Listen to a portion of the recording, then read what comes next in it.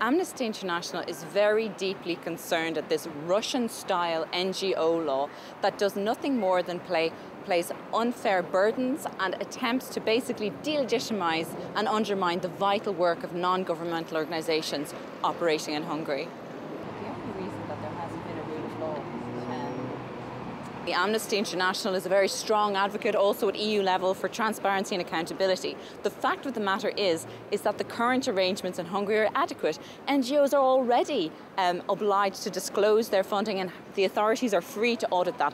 This is clearly an attempt to target NGOs, to undermine their credibility and to make life very difficult. Quite similar laws were introduced in Russia not too long ago, and we've seen hundreds of organisations that were carrying out very legitimate human rights work that have been closed down as a result.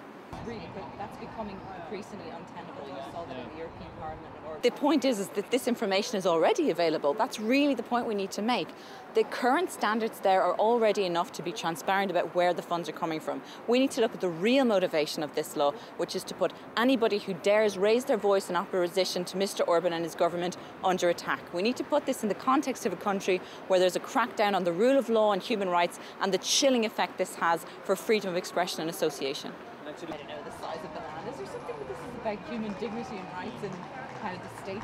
So Amnesty International has been calling for a very long time that the European Union and its member states take a tough stance with Hungary. It is very clear in the treaties as well as in international obligations they must respect human rights and the rule of law. We saw a positive step only a few weeks ago with the European Parliament demanding that there would be more investigation and accountability. But let's remember, there still has not been a rule of law mechanism from the Commission behind me launched in the question of Hungary, and it has been done in Poland. What is this? This is supposed to be a commission also by the rule of law, not by politics. So we would really want to see further firm action by the EU, the Commission and Member States this week.